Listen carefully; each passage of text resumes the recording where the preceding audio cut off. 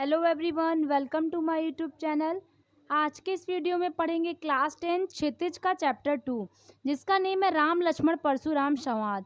इस राम लक्ष्मण परशुराम संवाद चैप्टर का इस वीडियो में सिर्फ हम लोग प्रश्न उत्तर देखेंगे, जो कि हम लोग भावार्थ पढ़ चुके हैं। तो प्रश्न उत्तर, पहले प्रश्न की ओर चलते हैं। पहला प्रश्न है कि परशुराम के क्रोध करने पर लक्ष्मण ने धनुष के टूट जाने के लिए कौन कौन से तर्क दिए। यानी क्वेश्चन कह रहा है कि जब परशुराम जी क्रोध थे, गुस्सा थे, तो लक्ष्मण ने धनुष के टूटने के विषय में कौन कौन सी बातें बोली थी। तो पॉइंट वाइज लिखिएगा कि परशुराम के क्रोध करने पर लक्ष्मण ने धनुष के टूट जाने पर निम्नलिखित तर्क दिए। तर्क नंबर 1 है कि श्री राम ने इसे नया और मजबूत समझकर सिर्फ छुआ था, परंतु धनुष बहुत पुराना और कमजोर होने के कारण हाथ लगाते ही टूट गया। यानी लक्ष्मण जी व्यंग करते हुए, मजाक टाइप में कहते हुए बोल रहे थे कि मेरे भैया तो यानी मेरे राम जी तो सोचे थे कि ये बहुत मजबूत धनुष होगा, लेकिन हाथ लगाते ही उनके ये टूट गया। बचपन में भी उन लोगों ने कई धनुइयां तोड़ी हैं, तब परशुराम क्रोधित नहीं हुए। लक्ष्मण जी ये बात भी बोलते हैं कि हमने बचपन में बहुत सारी धनुष तोड़ी है, फिर भी आप गुस्सा नहीं हुए थे। हमें यह धनुष साधारण धनुष लगा। लक्ष्मण जी को यह धनुष साधारण सी लगती है। इसी धनुष के टूटने पर उन्हें कोई लाभ हानि नहीं दिखती। लक्ष्मण जी बोले थे कि इस धनुष के टूटने जाने पर हमें ये नहीं पता था कि आपको इतना हानि होगी, क्या लाभ होगा इसका, क्या हानि होगी, इस बात का हमें ज्ञान नहीं था। हमारे मतलब श्री राम जी ने तो सिर्फ पुराना समझ के तोड़ दिया। तो इसको आप लोग पॉइंट वाइज में लिखिएगा। प्रश्न 2 है कि परशुराम के क्रोध करने पर राम और लक्ष्मण जी की जो प्रतिक्रिया हुई, उनके आधार पर दोनों के स्वभाव की विशेषता अपने शब्दों में लिखिए। प्रश्न ये पूछ रहा है कि जब परशुराम जी गुस्सा हो गए थे, तो लक्ष्मण ने कैसा व्यवहार किया और श्री राम ने कैसा व्यवहार किया। उनके व्यवहार के अकॉर्डिंग आप इन दोनों लोगों की विशेषता बताइए कि इन लोगों का व्यवहार कैसा रहा होगा। तो आप अपने शब्दों में भी लिख सकते हैं। मैं यहाँ पे लिखी हूँ कि राम जी का स्वभाव बेहतर, कोमल और विनयी है। राम जी का स्वभाव अच्छा था, बहुत शांत और धैर्यवान थे। परशुराम के क्रोध करने पर भी श्री राम ने धीरज से काम लिया और बड़ी विनम्रता के साथ कहा कि धनुष तोड़ने वाला कोई उनका दास ही होगा। उन्होंने अपनी मधुर वाणी से परशुराम के क्रोध को शांत करने का प्रयास किया। आंखों से संकेत कर लक्ष्मण को शांत कराया। देखिए यहाँ पे क्वेश्चन कह रहा है कि एक बार राम की विशेषता बताइए, एक बार लक्ष्मण की। तो हमने राम की देख ली है। राम जी बहुत विनयी भाव के थे, बहुत अच्छे भाव के थे। इन्होंने जब देखा कि परशुराम जी गुस्सा है, तो इन्होंने बहुत प्रेम से बोला कि हे मुनि, धनुष तोड़ने का साहस सिर्फ आपका कोई दास ही कर सकता होगा। और इन्होंने लक्ष्मण जी को चुप रहने का भी इशारा किया था। लेकिन इसके विपरीत लक्ष्मण का स्वभाव उग्र है, थोड़ा गुस्से वाला है। वे इस बात की परवाह नहीं करते कि उनकी बातों से परशुराम और क्रोधित हो जाएंगे। इसका मतलब कि परशुराम क्रोधित होंगे या नहीं होंगे, इस बात की कोई फिक्र नहीं है लक्ष्मण जी को। और उन पर व्यंग करते हुए कहते हैं कि उन्हें अपनी छोटी सी बात पर हंगामा नहीं करना चाहिए। इतना कहने के बाद ऊपर से लक्ष्मण जी कह देते हैं कि परशुराम जी, ये तो बहुत छोटी सी बात है, हमने धनुषी तो तोड़ी है, इतने गुस्सा करने वाली, इतना हंगामा करने वाली कोई बात नहीं है। आंसर नोट करना होगा तो आप वीडियो को पॉज करके आंसर लिख लीजिएगा। प्रश्न 3 है कि लक्ष्मण और परशुराम के संवाद का जो अंश आपको सबसे अच्छा लगा हो, उसे अपने शब्दों में संवाद शैली में लिखिए। तो देखिए, हम लोग बचपन से पढ़ते आ रहे हैं कि संवाद कैसे लिखा जाता है। दो पर्सन बातचीत करते हैं आपस में, पहले पर्सन का नाम लिख करके उन्होंने क्या बोला, दूसरे पर्सन का नाम लिख करके डैश लगा करके दूसरे पर्सन का रिप्लाई क्या था, ये लिखते हैं। ऐसे पता है तो अच्छी बात है, नहीं पता तो यहाँ पे देख लीजिए। यहाँ पे क्वेश्चन कह रहा है कि लक्ष्मण और परशुराम के संवाद को आप लिखिए, जो आपको सबसे अच्छा लाइन लगा है। तो संवाद ऐसे ही लिखते हैं, परशुराम की पहले आप बात लिखेंगे, फिर राम की बात लिखेंगे, लक्ष्मण की बात लिखेंगे, ऐसे करके, ठीक है। जो व्यक्ति जो बात बोलेगा उसके आगे नाम लिख करके डैश लगा दीजिएगा। जैसे कि परशुराम जी कहते हैं कि शिव जी का धनुष तोड़ने का दुस्साहस किसने किया है। परशुराम जी पूछते हैं, राम जी उत्तर क्या देते हैं। राम यहाँ लिख करके लिखिएगा कि हे नाथ, शिव जी के धनुष को तोड़ने वाला अवश्य ही आपका कोई दास ही होगा। यानी कि परशुराम जी के ये क्वेश्चन करने पे राम जी का ये रिप्लाई आता है कि शिव जी का धनुष तोड़ने का शक्ति सिर्फ एक दास में ही होगी। लक्ष्मण जी क्या कहते हैं कि हे मुनि, बचपन में तो हमने कितनी धनुषे तोड़ दिए, परंतु आपको कभी क्रोध नहीं आया, फिर इस धनुष से आपको विशेष लगाव क्यों है? यानी क्वेश्चन ने पूछा था कि जो आपको सबसे अच्छी लाइन लगी हो इस चैप्टर की आप लिखिए। तो हमें जो अच्छी लाइन लगी हमने वो लिख दिया। तो समाज शैली में लिखना था, संवाद बना करके। तो पहले राम जी की बात, लक्ष्मण जी की बात, परशुराम जी की बात, ऐसे आप डैश करके लिखिएगा। चलते हैं प्रश्न 4 की तरफ। परशुराम जी ने अपने विषय में सभा में क्या क्या कहा? निम्न पद्यांश के आधार पर लिखिए। तो देखिए क्वेश्चन में क्या कहा जा रहा है कि पहले आप स्टोरी पढ़े होंगे तो आपको पता होगा कि परशुराम जी अपने मुंह से अपनी बड़ाई बताते हैं, बड़ाई कह सकते हैं, या फिर अपने बारे में बताते हैं कि मैं इनको काटा था, तुम्हें भी काट दूंगा, और मैं बहुत शक्तिशाली हूँ। ऐसी ऐसी बातें परशुराम जी अपने बारे में बोले थे। तो उन्हीं बातों को क्वेश्चन में आपको दिया गया है एज मतलब जैसे कि इस चैप्टर में दिया था वैसे ही सीधे आपको उठा के दे दिया है। आपको इसका भावार्थ यानी मतलब लिखना है कि इस लाइन की क्या मतलब है, इसमें क्या परशुराम जी कहना चाह रहे हैं, वही आपको लिखना है। पहली लाइन है कि बाल ब्रह्मचारी अति कोही, विश्व विदित क्षत्रिय कुलद्रोही। आप चैप्टर पढ़े होंगे तो याद होगा, नहीं पढ़े हैं तो इस चैप्टर की लिंक आपको डिस्क्रिप्शन में मिल जाएगी। इसका मतलब ये है कि बाल ब्रह्मचारी अति कोही, बाल यानी बच्चे टाइम पर, यानी मैं बचपन में बहुत ब्रह्मचारी था, ब्रह्मचारी तो अभी भी हूँ। विश्वविदित क्षत्रिय कुलद्रोही, विश्वविदित क्षत्रिय कुलद्रोही, इसका मतलब पूरे संसार को पता है कि मैं क्षत्रिय कुल का बहुत बड़ा दुश्मन हूँ। इसमें कोई छुपाने वाली बात नहीं है, ये सिर्फ हम और तुम नहीं, पूरा संसार जानता है कि परशुराम जी क्षत्रिय कुल के बहुत बड़े द्रोही हैं, यानी दुश्मन है। ये परशुराम जी खुद से अपने मुंह से बताते हैं। देखिए दूसरा दिया गया कि इसको मैं बस सिर्फ समझा दे रही हूँ। दूसरा पॉइंट दिया गया कि भुजबल भूमि भूप बिनु किन्ही, विपुल बार मही देवन दिन्ही। इसका ही मतलब आपको लिखना है।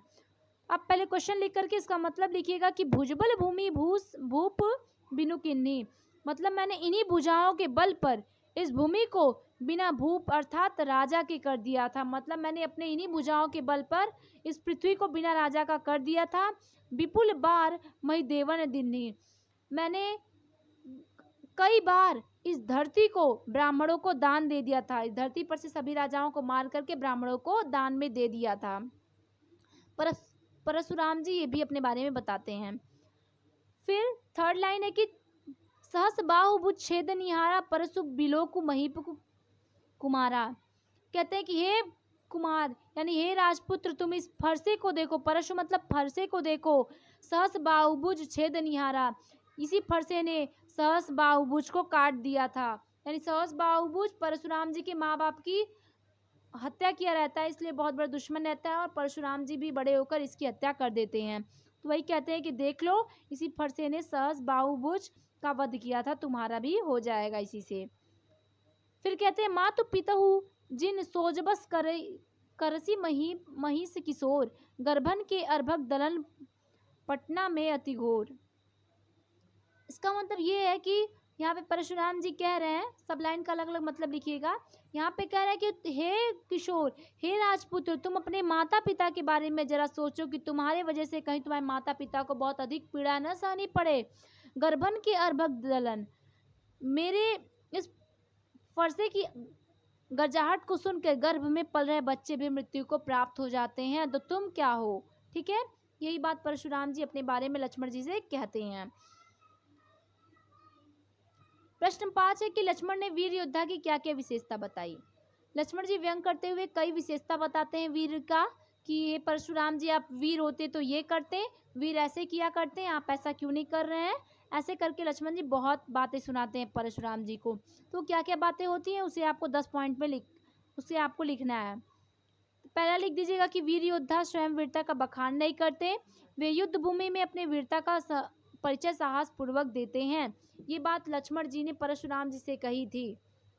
फिर है कि वीर योद्धा शांत विनम्र क्षमाशील धैर्यवान बुद्धिमान होते हैं, वे खुद पर अभिमान नहीं करते हैं, वे दूसरों का आदर करते हैं। इतना पॉइंट लक्ष्मण जी ने परशुराम जी को कहा था कि अगर आप योद्धा होते तो आप युद्ध करते, मुझे पाठ नहीं पढ़ाते, युद्ध करने वाले तो हमेशा वीर होते हैं, शांत होते हैं, लेकिन आप तो बोलते चले जा रहे हैं। ऐसे कह करके लक्ष्मण जी ने बहुत सारे ताने सुनाए थे परशुराम जी को। प्रश्न 6 है कि साहस और शक्ति के साथ विनम्रता हो तो बेहतर है। इस कथन पर अपने विचार लिखिए।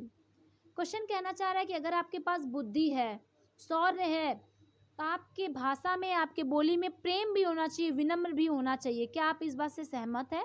सहमत है तो अपने विचार लिखिए, ठीक है। प्रश्न ये कह रहा है। तो देखिए, मैं आपको इसको ओनली समझा देती हूँ कि साहस, अगर आपके पास शक्ति है, एबिलिटी है किसी चीज़ को करने की, अगर आपके पास एबिलिटी है कि हाँ मैं तुम्हें मार दूंगा, तो इसका मतलब ये नहीं कि आप उसे मार ही दोगे। आप प्रेम से उसको कुछ कहोगे तो सामने वाला मान जाएगा। अगर आपकी भाषा में, अगर आपकी बोली में प्रेम का भाव है तो दुश्मन भी प्रेम से बोलता है, ठीक है। दुश्मन भी संभल जाता है, उसका भी मन बहल जाता है कि जाने उसको कुछ मत करो, ये तो बहुत प्रेम से बातें कर रहा है, ठीक है। तो चीज़ें आसान हो जाती है विनम्र भाव से बात करने से। खैर, यहाँ पे अपना विचार लिखना है तो देखते हैं। साहस और शक्ति द्वारा हम अनेक काम पूरा कर सकते हैं। उत्तर के दृष्टि से हम लोग लिखे हैं कि साहस और शक्ति द्वारा हम अनेक काम पूरे कर सकते हैं। हालांकि इसमें अगर विनम्रता भी जुड़ जाए तो बेहद कारगर साबित होता है। विनम्रता हमें संयमित बनाती है, जिससे व्यक्ति को आंतरिक खुशी मिलती है। विनम्रता के भाव से विपक्षी भी उस व्यक्ति का आदर करते हैं। यह व्यक्ति कार्य को सुगम बनाती है। तो देखिए, अगर आपके पास शौर्य है, साहस है, अगर आप प्रेम से बोल रहे हैं तो आपके दुश्मन भी आपसे हेट नहीं करेंगे, प्रेम से बातें करेंगे और सामने वाले को भी खुशी मिलेगी। इसलिए साहस रखनी चाहिए, शक्ति रखनी चाहिए, उसके साथ विनम्रता भी रखनी चाहिए। प्रश्न 7 में कहा है कि भाव स्पष्ट करना है, यानी कि आपको सेंटेंसेस दिए गए हैं चैप्टर के, डायरेक्ट उठा करके आपको उसका मीनिंग लिखना है, भावार्थ लिखना है। पहला है कि बिहसी लखनऊ बोले मृदुबानी, अहो मुनीसु महाभटमानी, पुनि पुनि मोहि दिखाव कुठारी, चहत उड़ावन फूकी पहाड़ू। जैसे कि इसमें देखिए 3 आपको लाइन दी गई है, उसका मतलब लिखना है। तो क ख ग करके दिया गया है, तो क का मतलब देखते हैं कि बिहसु लखनऊ बोले मृदुबानी, अहो मुनीसु महाभटमानी। इन पंक्तियों में लक्ष्मण जी अभिमान में चूर हैं और परशुराम के स्वभाव पर व्यंग करते हैं। वो कहते हैं कि लक्ष्मण मुस्कुराते हुए कहते हैं कि आप मुझे बार बार, पुनि पुनि मतलब बार बार, अपना कुल्हाड़ी दिखा रहे हैं। क्या आप फूंक से ही पहाड़ उड़ाना चाहते हैं? यानी फूंक देंगे तो क्या पहाड़ उड़ जाएगा? उनके कहने का मतलब मैं बहुत शक्तिशाली हूँ, आपके डराने से थोड़ी ना डर जाऊंगा।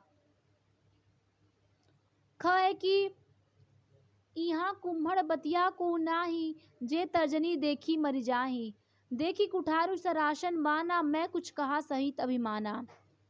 इन पंक्तियों में लक्ष्मण जी कहना चाहते हैं कि यहाँ मैं कोई कुम्हड़ फल का बतिया नहीं हूँ, यानी छोटा फल नहीं हूँ जो आपके तर्जनी उंगली दिखाने से मैं मुरझा जाऊंगा।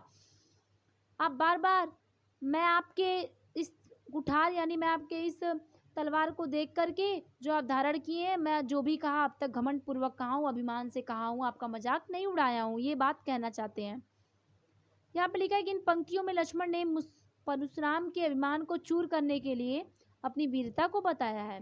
वे कहते हैं कि हम कुम्हड़ के कच्चे फल नहीं हैं जो तर्जनी के दिखाने से मुरझा जाते हैं, यानी वे कमजोर नहीं है धमकी और भयभीत हो जाएं।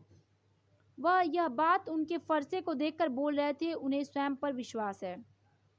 तो लक्ष्मण जी उनके फरसे को दिखा करके कहते हैं कि मैंने जो भी कहा अभिमान पूर्वक कहा, और मैं कच्चा कोई फल नहीं हूँ जो आपके तर्जनी उंगली दिखाने से मैं मुरझा जाऊं, यानी मैं आपके धमकी देने से नहीं डरूंगा। और तीसरा क्या दिया है कि गाधी सुनु, यहाँ पे नु होगा, गाधी सुनु का हृदय हसी मुनहि हरि हरि सूझ, ऐमै खाड़ न उखमै अजहु न बूझ अबूझ। तो जैसे कि इन पंक्तियों में विश्वामित्र हंसते हैं मन ही मन, हृदय में ही हंसते हैं, हंसी मतलब हंसते हैं। उन्हें हर जगह हरा ही हरा दिखाई देता है। वो सोचते हैं कि ये जो दोनों बालक हैं, यानी राम और लक्ष्मण, ये लोग गन्ना के बने हुए एक तलवार हैं, लेकिन उन्हें ये नहीं पता कि ये दोनों बालक सामान्य बालक नहीं है, ये लोग लोहे के बने हुए तलवार हैं, यानी मैं इनसे लड़ाई करना आसान बात नहीं है। ये बात विश्वामित्र जी सोचकर हंसते हैं। खैर, आंसर की दृष्टि से देखते हैं कि इन पंक्तियों में विश्वामित्र मन ही मन मुस्कुराते हुए सोच रहे हैं कि परशुराम ने सामान्य क्षत्रियों को युद्ध में हराया है। सही बात है, परशुराम जी सामान्य क्षत्रियों को युद्ध में हरा दिया करते थे, तो इन्हें हरा ही हरा नजर आ रहा है। राम लक्ष्मण कोई साधारण क्षत्रिय नहीं है। परशुराम इन्हें गन्ने की बनी तलवार के समान कमजोर समझ रहे हैं, पर असल में ये लोहे की बनी तलवार है। परशुराम के अहंकार और क्रोध ने उनकी बुद्धि को अपने वश में ले लिया है। ये बात विश्वामित्र जी सोचते हैं और मन में हंसते हैं कि परशुराम जी सोच रहे हैं कि ये लोग आसानी से मृत्यु को प्राप्त हो जाएंगे, लेकिन ये लोग साधारण बालक नहीं है। प्रश्न 8 में बोला गया कि पाठ के आधार पर तुलसी के भाषा सौंदर्य पर 10 पंक्तियां लिखिए। यानी भाषा सौंदर्य की दृष्टि से तुलसी जी के जो इस पाठ के बारे में आप 10 पंक्तियां लिखना है, आपको विशेषता टाइप का लिखना है। तो पहला है कि यह काव्यांश तुलसीदास द्वारा लिखित रामचरितमानस के बालखंड से ली गई है, अवधी भाषा में लिखी गई है। दूसरा है कि तत्सम शब्दों का प्रयोग भरपूर मात्रा में किया गया है। दोहा चौपाई का अच्छा प्रयोग किया गया है। भाषा में लयबद्धता है। मुहावरे और लोकोक्तियों ने काव्य को और सुंदर बना दिया है। वीर और रौद्र रस का भी प्रयोग मुख्य रूप से किया गया है। कहीं कहीं शांत रस का भी उपयोग किया गया है। अलंकार भी मतलब पोयम में यूज हुआ है। अनुप्रास अलंकार, उपमा अलंकार, उपमा अलंकार, रूपक अलंकार, उत्प्रेक्षा अलंकार, पुनरुक्ति अलंकार जैसे अलंकार इसमें यूज हुए हैं। फिर है कि व्यंगों का प्रयोग अनूठा है, यानी एक दूसरे पर लोग व्यंग कर रहे हैं, ये बहुत अच्छा लग रहा है इस पूरे काव्य में। प्रसंगानुकूल भाषा का प्रयोग किया गया है। देखिए गिन लीजिएगा, 10 आपका पॉइंट हो चुका होगा। क्वेश्चन में बोला था 10 लिखना है। 9वां प्रश्न है कि इस पूरे प्रसंग में व्यंग का अनूठा सौंदर्य उदाहरण के साथ स्पष्ट कीजिए। यानी आपने पूरा काव्य पढ़ा, आपको कुछ ऐसी लाइनें लगी होंगी व्यंग की दृष्टि से जो आपको अच्छी लगी होंगी, तो आप एज इट इज़ वो लाइन लिखिए और उस लाइन का भावार्थ लिखिए उदाहरण के साथ। ठीक है, कुछ करना नहीं है, सिर्फ आपको व्यंग की 1-2 लाइन लेनी है इस चैप्टर से और उसका मतलब लिखना है। तो एग्जाम्पल है, 2-3 रहेगा तो अच्छा रहेगा। पहला एग्जाम्पल देख लेते हैं व्यंग की दृष्टि से। बहु धन ही तोरी लरिकाई, कबहु न असी रीस किन्नी गोसाई। यही धनु पर ममता के हेतु, सुनी रिसाए कहो भृगुकुल केतु। अब ये मान लीजिए व्यंग की लाइन थी, हमने यहाँ पे लिख दिया। अब इसका भावार्थ लिखना है। तो देखिए भावार्थ डाल के हमने लिखा है कि इसमें ये कहते हैं लक्ष्मण जी की, हे मुनिवर, हमने तो बचपन में बहुत सारी धनुइयाँ तोड़ी थी, लेकिन तब आपने कभी हम पर क्रोध नहीं किया। इस धनुष से आपकी ममता इतनी क्या है कि आप आकर इस धनुष के लिए लड़ाई ले रहे हैं। ठीक है, ये भी एक व्यंग हुआ, हमें अच्छा लगा था, हमने ये बात लिख दी। ऐसे ही उदाहरण दूसरा देख लेते हैं कि मातु पितहि जनि सोज बस करसी महिष किशोर, गर्भन के अर्भक दलन परसु मोर अति घोर। ये बात परशुराम जी व्यंग करते हुए कहते हैं कि हे पुत्र, तुम अपने माता पिता को होने वाली पीड़ा को समझो, क्योंकि हमारे इस फरसे के गरजाहट को सुनकर गर्भ में पल रहे बच्चे भी मर जाते हैं। तुम अपने व्यवहार के कारण उस गति को पाओगे जिससे तुम्हारे माता पिता को बहुत असहनीय पीड़ा होगी। मेरे फरसे की गर्जना सुनकर गर्भवती स्त्रियों का गर्भ तक गिर जाता है। ये बात परशुराम जी ने बोला था। 3 एग्जाम्पल देख लेते हैं कि लखन, जो आपको इसमें से अच्छा लगे आप उसमें से लिख सकते हैं। लखन के कहेऊ मुनि सुजसु तुम्हारा, तुम्ही अछत के बरने पारा। अपने मुँह तुम अपनी करनी, बार अनेक भांति बहु करनी।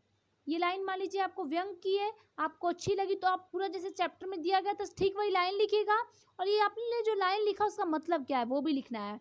तो भावार्थ में लिखते हैं कि जो हमने लाइन पढ़ी कि लखन कहेऊ वाली, ये वाली उसकी क्या मतलब है। तो इस लाइन में लक्ष्मण ने कहा है कि हे मुनि, आपके श्रेयस के बारे में आपके रहते आपसे अच्छा कौन बता सकता है। यहाँ पे भी देखिए व्यंग वाली बात है, क्योंकि बार बार परशुराम जी अपने शौर्य का प्रचार कर रहे थे, बता रहे थे कि मैं इतना शक्तिशाली हूँ। इसी बात पर लक्ष्मण जी व्यंग करते हुए कहते हैं कि आपके अलावा आपका दूसरा वर्णन कोई नहीं कर सकता आपके बल का। आपने अपने मुंह से ही अपने कामों के बारे में अनेक बार अनेक तरीकों से बखान किया है, क्योंकि परशुराम जी बहुत बार बताए रहते हैं कि मेरे इस फरसे को देखो, ये कर दूंगा वो कर दूंगा, इस वजह से। लास्ट एग्जाम्पल ये भी देख लेते हैं, जो आपका मन करे वो लिख सकते हैं आप यहाँ पे। तो पहले आप वो लाइन लिखिए जो कि व्यंग से भरी हुई लाइन, और उस नीचे उसका भावार्थ लिखिएगा। क्वेश्चन का कहने का मतलब यही है। मिले न कबहु सुबट रन गाड़े, दिज देवता घर ही के बाड़े। अनुचित कहीं सब लोग पुकारे, रघुपति सह नहीं, लखनऊ नेवारे। ये लाइन हमने लिख दी, उसका भावार्थ लिखना पड़ेगा आप। तो भावार्थ लिखते हैं। भावार्थ है, हे मुनि श्रेष्ठ, लगता है आपको कभी बलवान वीर से मिले ही नहीं। हे ब्राह्मण देवता, आप घर में ही बड़े होंगे, जितने भी शक्तिशाली होंगे घर में ही होंगे। यह सुनकर उपस्थित सभा में सभी लोग गलत बात कह रहे हैं, लक्ष्मण जी अनुचित है कहकर पुकारने लगे। तब भगवान श्री राम ने लक्ष्मण को इशारा कर दिया कि तुम चुप रहो, अब ज्यादा बोल रहे हो, ज्यादा हो रही है, सभी लोग कह रहे हैं कि तुम अनुचित बोल रहे हो। मिले न कबहु सुबटरन गाड़े। लक्ष्मण जी डायरेक्ट व्यंग करते हुए कह देते हैं कि लगता है आपको कोई अच्छे योद्धा से पाली नहीं पड़ा है। आप अगर बड़े होंगे तो अपने घर के ही बड़े होंगे, हर जगह में आपका राज नहीं चल पाएगा। प्रश्न 10 है, लास्ट प्रश्न है इस चैप्टर का। यहाँ पे आपको अलंकार छाट के लिखना है, ठीक है। चैप्टर की एक लाइन एक्सटेंड की गई है, उससे आपको अलंकार बताना है कि इस लाइन में कौन सा अलंकार है। तो इसमें आपका घ तक दिया गया है और बताना है इसमें कौन सा अलंकार है। पहला प्रश्न है कि बालकू बोली बधो नहीं तोही, इसमें कौन सा अलंकार है। देखिए ब की बार बार आवृत्ति हुई है, इसलिए अनुप्रास अलंकार होगा, बार बार आया है ब ना। कोटि कुलिस समवचन तुम्हारा, इसमें कोटि और कुलिस में उपमा अलंकार होगा, इन दोनों की वजह से। तीसरा है कि तुम तो काल हाक जनुलावा, बार बार मोहि लागी बुलावा। तुम तो काल हाक जनुलावा, देखिए दो लाइन दी गई है कि तुम तो काल हाक जनुलावा, इसमें उत्प्रेक्षा अलंकार होगा। नीचे वाली जो लाइन है बार बार मोहि लागी बुलावा, तो बार बार ये यानी एक जो बार लिखा है ना वो दो बार लिखा गया है, इसलिए इसमें पुनरुक्ति प्रकाश अलंकार होगा। एक लास्ट है, इसमें पूछा गया है कि इसमें कौन सा अलंकार है। लखन उतर आहुति सरसी भृगुबर कोप कृषाणु, बढ़त देख जल सम बचन बोले रघुकुल बानु। इसमें से जितना अलंकार आपको मिल रहा है आप उसे छाट कर लिखिएगा। तो यहाँ पे आपका बन रहा है कि लखन उतर आहुति शरीस, फिर जल सम बचन, जितना अंडरलाइन क्यों ना उतना में आपका उपमा अलंकार है। कौन कौन से में, लखन उतर आहुति शरीस, जल सम बचन में उपमा अलंकार है, और भृगुबर कोप कृषाणु में रूपक अलंकार है। बात समझ में आई। यहाँ पे डायरेक्ट लिखा गया है कि लखन उतर आहुति शरीर जल सम बचाना में उपमा अलंकार है, भृगुबर कोप कृषाणु में रूपक अलंकार है। ओके, तो इस चैप्टर का क्वेश्चन आंसर यहाँ पे होता है फिनिश। तो अब मिलते हैं नेक्स्ट वीडियो में, तब तक के लिए बाय।